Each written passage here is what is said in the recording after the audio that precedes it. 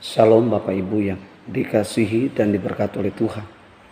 Pada kesempatan ini saya akan membagikan satu penjelasan tentang banyak sekali pertanyaan tentang ketuhanan Yesus. Ya, saya tidak mengatakan dari agama mana, tapi ini yang sering diperdebatkan, ini yang sering diperbincangkan. Bahkan ada satu statement yang mengatakan begini, kalau Yesus Tuhan, tunjukkan kepada kami atau kepada saya ayat yang mengatakan akulah Tuhan dan sembahlah aku. Bagi saya ini satu pertanyaan yang sangat-sangat tidak masuk akal, satu pertanyaan yang lucu dan juga aneh. Ya, bagi saya Yesus adalah Tuhan. Yesus tidak perlu harus meminta klarifikasi, meminta pengakuan dari orang. Nah, Bapak Ibu yang dikasihi dan diberkati oleh Tuhan, saya akan memberikan satu tayangan video ini yang menjelaskan siapa itu Yesus, apa benar Tuhan, sehingga terjawab sudah tuduhan-tuduhan atau penjelasan yang keliru, Ya, saya berdoa untuk Bapak Ibu yang menonton video ini. Saya mengambil video ini dari seorang hamba Tuhan yang sungguh luar biasa, diurapi Tuhan. Dia punya karunia sebagai seorang pengajar yang sungguh luar biasa. Ulasan ini sangat sederhana, penjelasan ini sangat sederhana, tetapi ia akan membuka setiap wawasan-wawasan kita untuk mengenal siapa itu Yesus. Dan biarlah tayangan ini yang Bapak Ibu saksikan sebentar, ini dapat memberkati iman Bapak Ibu, diteguhkan, dikuatkan. Dan saya percaya siapapun yang belum percaya mendengarkan video ini, mendengarkan penjelasan ini, hari ini doa saya, Bapak Ibu yang menyaksikan ini, buka hati saudara. Seperti apa yang dikatakan Roma 10 ayat 9-10. Jika engkau mengaku dengan mulutmu bahwa Yesus Kristus adalah Tuhan dan percaya dengan hati, engkau akan dibenarkan dan diselamatkan. Karena itu, selamat menonton dan menyaksikan tayangan ini. Tuhan Yesus memberkati. Saudara percaya bahwa Bapa adalah Allah? Amin. Nah, ini konsepnya lebih gampang diterima.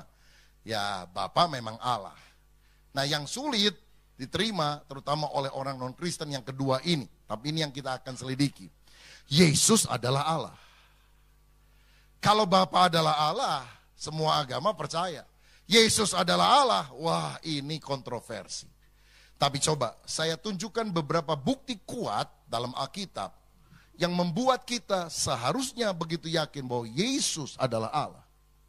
Yang pertama, nabi-nabi di dalam perjanjian lama, kalau dia menyampaikan firman, selalu dia berkata atau menulis, firman Allah berkata. Tapi kalau Yesus berkhotbah, dia nggak pernah ngomong, firman Allah berkata. Yang paling sering dia ucapkan, tetapi aku berkata kepadamu. Firman Allah berkata demikian, namun aku berkata kepadamu. Kenapa kok nabi-nabi cuma berani bilang firman Allah berkata? Karena mereka cuma komunikator kebenaran. Yesus adalah originator firman. Dia adalah sang firman. Dan sang firman mengucapkan firman. Sehingga dia tidak harus berkata firman Allah berkata, dia berkata, aku berkata. Sebab aku adalah sang firman. Misalnya Matius 5 ayat 38 dan 39. Kamu telah mendengar firman, mata ganti mata dan gigi ganti gigi. Tetapi aku berkata kepadamu, janganlah kamu melawan orang yang berbuat jahat kepadamu, melainkan siapapun yang menampar pipi kananmu, berilah juga kepadanya pipi kirimu. Ayat 43. Kamu telah mendengar firman. Ini firman siapa ini? Firman Allah kan? Kamu telah mendengar firman, dicatat di dalam kitab Taurat loh saudara. Kasihilah sesama manusia dan bencilah musuhmu. Ayat 44, tetapi aku berkata kepadamu, kasihilah musuhmu dan berdoalah bagi mereka yang menganiaya kamu. Kok berani-beraninya ya Yesus mengganti firman? Kalau dia hanya manusia biasa, siapa dia yang berani mengganti firman? Firman Allah berkata begini, tapi aku berkata begini. Berani benar dia. Siapa manusia yang bisa membatalkan firman Tuhan?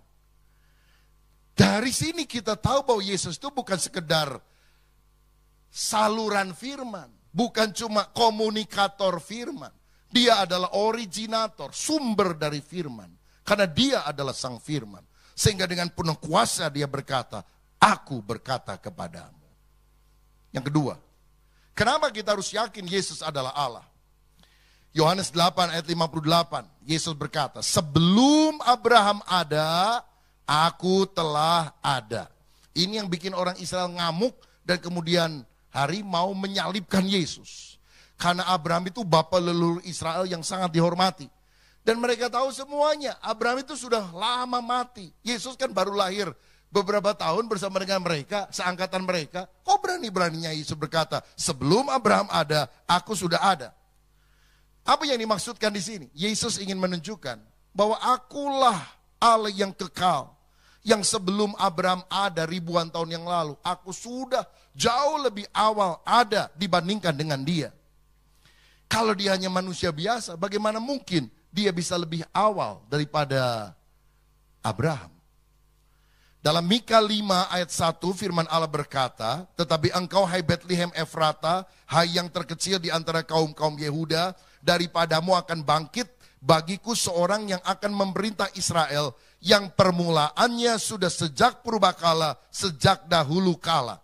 Ini nubuat tentang kelahiran Mesias, yang dikatakannya permulaannya sudah sejak purbakala. Dalam bahasa Inggris dikatakan from the days of eternity. Yang permulaannya itu kekal, eternal, eternity. Bukan cuma purbakala zaman dulu, tapi eternal. Berarti Yesus adalah Allah, karena hanya Allah yang kekal. Dan kalau ada disebut pribadi yang juga sama kekal, berarti dia bukan manusia. Dia adalah Allah. Ini alasan kedua, mengapa kita percaya bahwa Yesus adalah Allah. Yang ketiga, Yohanes 1 ayat 1-3. Pada mulanya adalah firman. Firman itu bersama-sama dengan Allah. Dan firman itu adalah Allah. Ia pada mulanya bersama-sama Allah, segala sesuatu dijadikan oleh dia, dan tanpa dia tidak ada suatu pun yang telah jadi dari segala yang telah dijadikan. Pada mulanya adalah firman, firman itu bersama dengan Allah, firman itu adalah Allah. Firman dan Allah sama atau beda? Bersama-sama Allah, sama atau beda? Adalah Allah, sama atau beda? Sama apanya? Hakikatnya sebagai Allah. Bersama-sama Allah, tadi kesini sama siapa? Oh, sama diri saya sendiri. Loh, itu kan tidak bersama-sama, saudara sekalian. Bersama-sama itu kan mesti dengan orang lain. Firman itu bersama-sama dengan Allah. Jadi ada perbedaan. Beda apa? Beda pribadinya. Adalah Allah sama hakikatnya. Satu hakikat, tiga pribadi. Pribadinya beda, hakikatnya sama. Contoh. Saudara telepon saya. Orang telepon kan gak lihat wajahnya. Halo, saya bilang. Lalu saya bilang, saudara tanya, ini Pak Rubin ya? Betul, saya bilang. Lalu saudara ngomong, bagaimana kalau saya waktu jawab telepon saudara, halo, saya bilang, ini Pak Rubin ya? Oh bukan, ini firmannya Pak Rubin. Oh bukan, ini kata-katanya Pak Rubin. Saya mau tanya, yang lebih benar sebetulnya yang mana? Waktu saya bilang, halo, itu pribadinya atau cuma kata-katanya? kata-katanya kan. Tapi kan kita tidak bisa pisahkan kata-kata dari pribadinya. Jadi kalau saya ngomong, oh bukan, ini bukan pribadi Pak Rubin, ini cuma kata-katanya. Aneh juga saudara sekalian. Ya kata-katanya adalah pribadinya itu, orangnya. Kita bilang firman pada mulanya adalah firman, perkataan Allah. Perkataan itu Allah itu bersama-sama dengan Allah dan firman itu adalah Allah. Firman Allah adalah pribadi Allah itu sendiri. Nah saudara-saudara, Yesaya 44 ayat 24 berkata, beginilah firman Tuhan penembusmu yang membentukmu sejak dalam kandungan. Akulah Tuhan yang menjadikan segalanya, yang membentangkan langit sendirian dan menghamparkan bumi sendirian. Saya mau tanya, waktu Tuhan menciptakan alam semesta, Dia menciptakan bersama siapa? Kita bilang sendirian. Dia tidak menciptakan bersama malaikat-malaikatnya. Malaikat itu ciptaan, bukan sang pencipta. Allah menciptakan sendirian. Tapi Yohanes tadi berkata, segala sesuatu dijadikan oleh Dia, oleh sang firman. Dan tanpa Dia tidak ada satupun yang telah jadi dari segala yang telah dijadikan. Nah ini kan bertentangan. Karena Yesaya bilang Tuhan menjadikan semuanya sendirian. Tapi Yohanes bilang Allah itu menjadikan melalui Yesus Kristus yang bersama-sama dengan Allah. Jadi kan ada dua dong, ada Yesus, ada Allah. Allah sendirian, tapi perjanjian baru bilang Yesus yang menjadikan. Nah kalau kita berpikir ini adalah dua hakikat yang berbeda, Alkitab salah. Kecuali kita memang menerima, Yesus itu adalah Allah sendiri pada hakikatnya. Sehingga ayat ini bisa tepat, bahwa Allah menciptakan sendirian. Karena sang firman itu bukan hakikat yang lain. Sang firman itu adalah Allah itu sendiri. Jadi kalau saya bicara sama tukang, tolong ini disemen. Nah, dia taat itu karena mendengar apa? Firmannya saya kan, perkataan saya. Begitu. Nah tetapi perkataan saya dan saya adalah satu. Jadi siapa yang menyuruh menyemen ini? Pak Rubin Adi, sendirian. Ada orang lain yang nyuruh enggak? Enggak ada, cuma dia sendirian. Begitu saudara. Walaupun yang saya ucapkan adalah perkataan saya. Tapi perkataan itu adalah pribadi saya. Atau hakikatnya sama adalah saya. Ayat 14, firman itu telah menjadi manusia dan diam di antara kita. Firman menjadi manusia. Firman menjadi Yesus Kristus. Alasan keempat mengapa kita percaya Yesus adalah Allah adalah karena dalam Yohanes 20 ayat 28 ketika Yesus bangkit dari antara orang mati, murid-muridnya melihat Yesus bangkit karena datang di satu tempat, mereka percaya kecuali satu namanya Thomas, karena tidak hadir dalam persekutuan itu. Thomas bolos, Thomas absen. Jadi kalau gitu ke gereja jangan suka bolos, saudara sekalian. Ketika Yesus hadir engkau kehilangan iman karena engkau tidak ada di sana. Lalu kemudian Yesus datang lagi pada kesempatan yang berikut. Langsung Thomas didatangi oleh Yesus. Thomas, cucukkanlah jarimu ke tempat bekas paku. Dan janganlah kamu tidak percaya lagi, tapi percayalah kepadaku. Langsung Thomas menjawab, ya Tuhanku dan Allahku. Jadi ini adalah pengakuan dari seorang murid, seorang manusia, bahwa Yesus adalah Tuhan, Yesus adalah Allah. Kalau Yesus bukan Tuhan dan Allah, dia akan menolak. Jangan ngomong gitu, saya cuma guru kamu kok disebut Tuhan.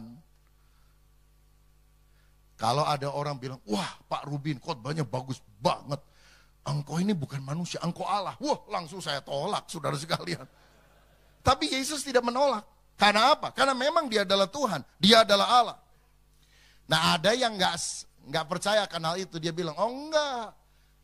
Thomas itu ngomong, ya Tuhanku dan Allahku, oh my God and my Lord. Itu bukan karena mengaku Yesus Tuhan dan Allah. Kaget dia. Ya, kaget. Jadi begitu Yesus datang, kan ini lagi dikunci nih. Tiba-tiba blok Yesus hadir. Dia teriak, oh my God. Begitu kan ya. Cuma ini agak panjang saudara. Oh my God and my Lord. Begitu saudara. Tapi ini nggak mungkin. Karena apa? Yesus kan udah ngomong duluan. Yesus masuk ke sana, Lalu kemudian ngomong sama Thomas. Thomas, kamu kan pernah ngomong, aku nggak akan percaya sebelum mencucukkan jari. Nih aku ada, cucukkan jarimu. Kalau dia kaget, dia bilang, oh my God. Tuhan bilang, telat, aku udah ngomong dari tadi masuknya. Baru kaget sekarang, begitu.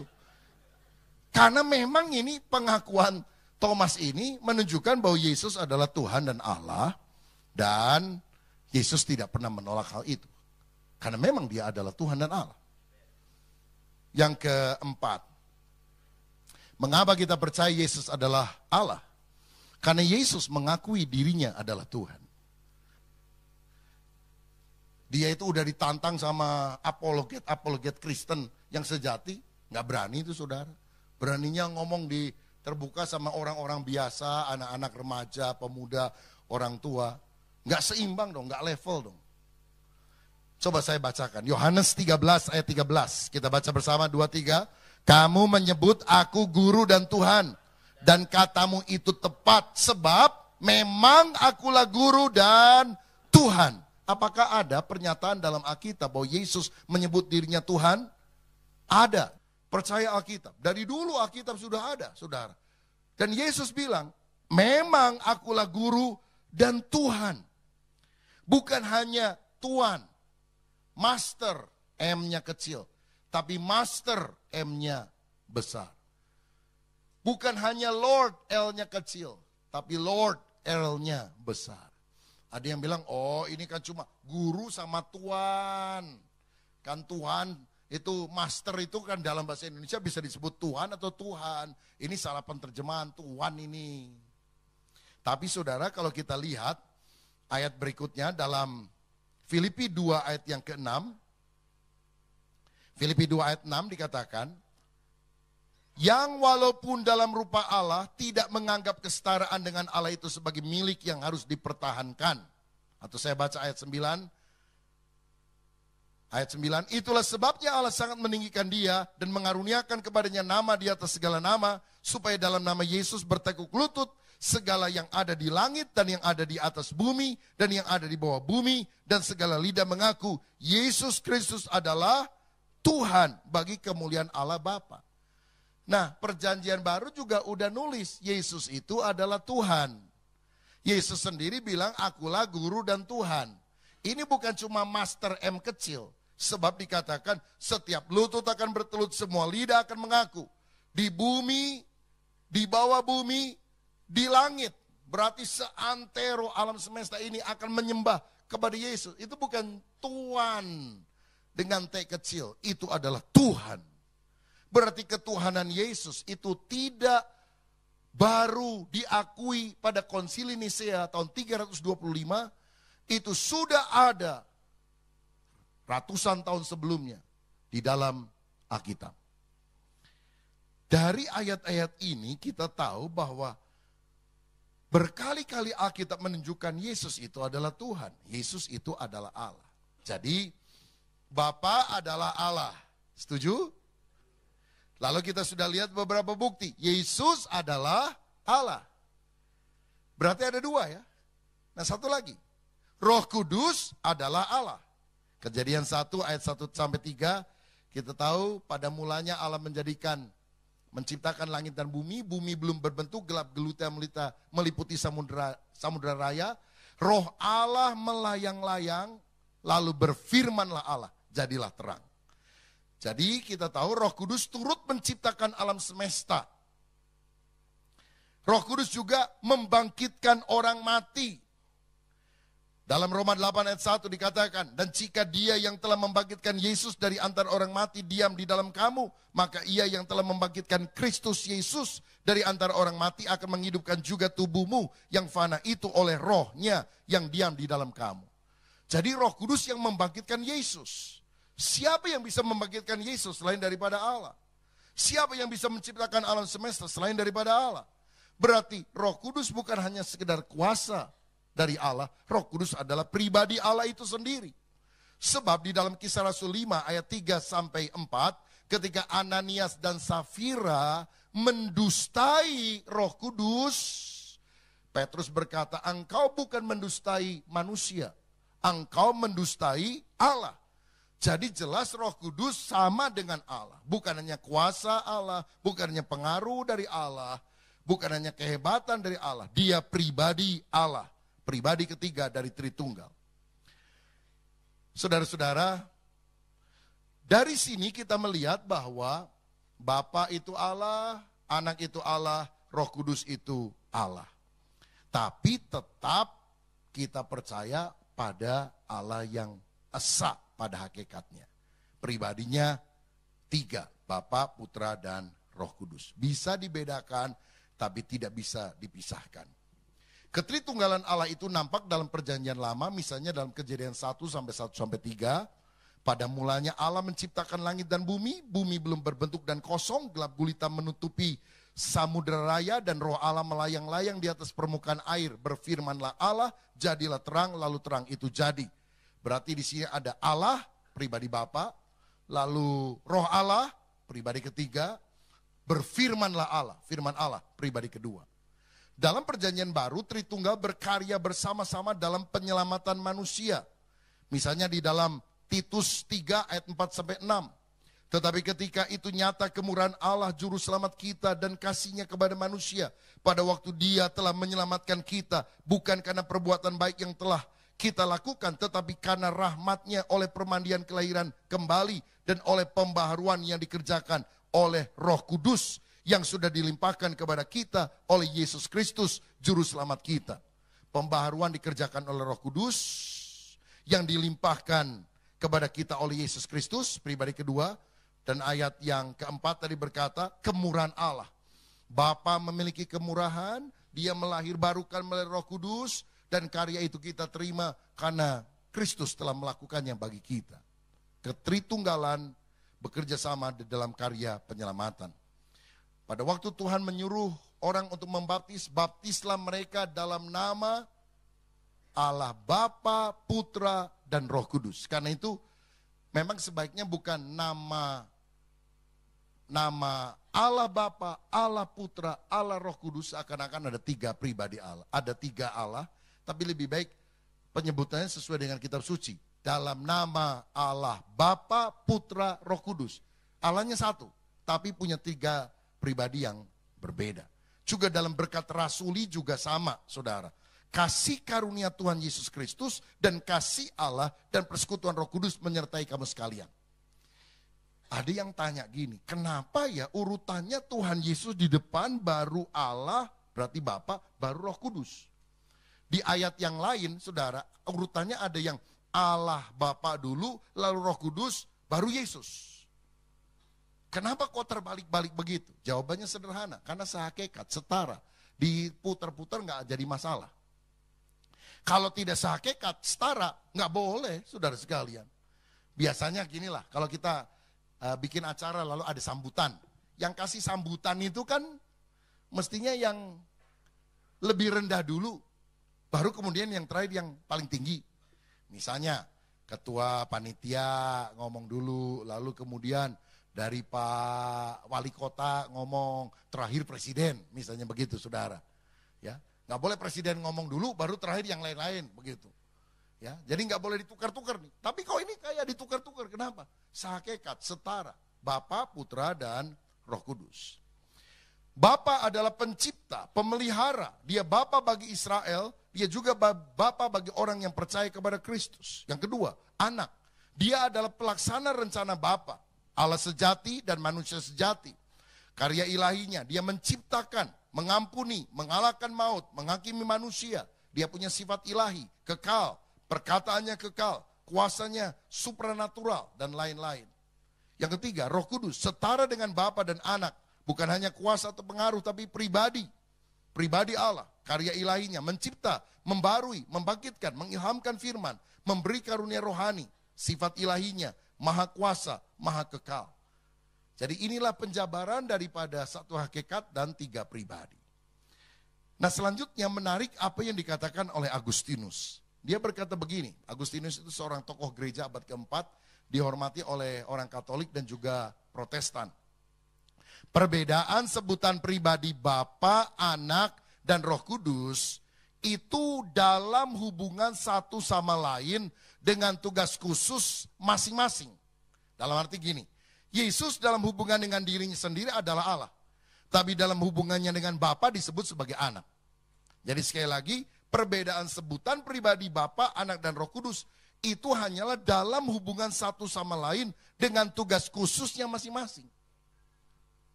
Yesus itu Allah. Tapi ketika dia berhubungan dengan Bapa, dia disebut sebagai anak. Jadi definisi Allah Tritunggal, Allah itu esa tapi memiliki 3 pribadi yang sama kekal dan sederajat, sama dalam hakikat tapi berbeda dalam pribadinya. Bapa adalah Allah yang bersemayam jauh di atas kita. Dia Allah pencipta dan pemelihara dunia. Tapi kemudian kita mengenal dia sebagai anak, yaitu Allah yang mendekat beserta dengan manusia. Disebut sebagai Immanuel, Allah berserta kita. Matius 1 ayat 23. Yang ketiga, Roh Kudus adalah Allah yang tinggal, menyertai, bahkan diam di dalam diri orang percaya. Yohanes 14 ayat yang ke-17. Saya harap saudara mulai bisa menangkap tentang penjelasan Tritunggal ini. Nah sekarang supaya kita lebih jelas, saya ingin menjabarkan beberapa pandangan keliru tentang Allah Tritunggal. Kalau kita bisa lihat yang keliru, kita akan lebih jelas, oh yang aslinya itu seperti tadi itu. Ada berbagai pandangan keliru tentang Allah Tritunggal. Yang pertama adalah kategori yang menyerang pribadi Allah Bapa. Ajaran yang pertama yang saya bahas adalah Gnostik. Gnostik adalah ajaran sesat pada abad kedua Masehi dan seterusnya. Ajaran yang awal-awal yang banyak mempengaruhi orang-orang Kristen pada abad-abad awal itu. Penganut Gnostik berkata bahwa Allah itu beremanasi atau dalam tanda kutip menciptakan ilah yang lebih rendah yang disebut sebagai demiurgos. Lalu demiurgos itu yang menciptakan alam semesta dan manusia. Jadi Allah itu sendiri nggak menciptakan, dia mendelegasikan kepada ilah yang lebih rendah, demiurgos. Dan demiurgos itu yang kemudian menciptakan alam dan manusia. Nah di dalam sebuah kitab yang menyebut diri Injil Yudas, yang ternyata setelah diselidiki pasti bukan ditulis oleh Yudas Iskariot. Ini memang tulisan bidat Gnostik yang mengatasnamakan Rasul. Penulisnya pasti bukan Yudas Iskariot. Mungkin penulisnya namanya Tukimin. Tapi kalau dia pakai nama Injil Tukimin nggak ada yang baca, saudara. Karena itu suka pakai nama-nama murid, Injil Barnabas, itu pasti bukan Barnabas. Sudah diselidiki, kelihatannya penulisnya adalah Fra Marino, seorang uskup Katolik atau seorang pastor Katolik yang beralih ke Islam, mengganti nama menjadi Mustafa de Aranda. Dan kalau dia tulis Injil Fra Marino, nggak ada yang baca. Jadi Injil Barnabas, begitu saudara. Isinya ngawur semuanya. Ya. Jadi Gnostik ini menunjukkan bahwa Allah itu menciptakan ilah yang lebih rendah, ilah yang lebih rendah menciptakan alam dan manusia. Lalu Elohim adalah ilah yang lebih rendah ini. Jadi apapun yang disembah jangan menyembah Elohim, tapi sembah Allah yang lebih tinggi. Untuk itu mesti masuk kelompok rahasia yang namanya Gnostik. Kalau nggak masuk kelompok rahasia ini, nggak bisa ketemu Allah yang sejati. Ketemunya Elohim yang ternyata ilah yang lebih rendah. Ya, untungnya Gnostik sudah nggak ada hari ini. Jadi kita nggak usah susah-susah. Haleluya. Bagaimana Bapak Ibu setelah menonton video atau penjelasan dari seorang hamba Tuhan tentang Yesus adalah Tuhan? Saya percaya bahwa lewat tayangan ini Bapak Ibu diberkati, Bapak Ibu dikuatkan, Bapak Ibu diteguhkan. Dan saya juga mendorong dari Bapak Ibu untuk dapat mendukung pelayanan ini dengan cara subscribe, share, dan berikan komentar-komentar yang membangun, memberkati, meneguhkan, bahkan menguatkan.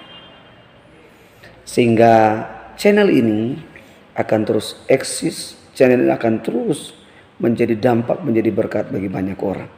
Sehingga nama Tuhan dipuji dan dipermuliakan. Berjumpa kembali dengan saya, Demeli Ngkweso. Salam sukacita, salam kemenangan, dari Tuhan Yesus. Haleluya, haleluya, haleluya. Amin.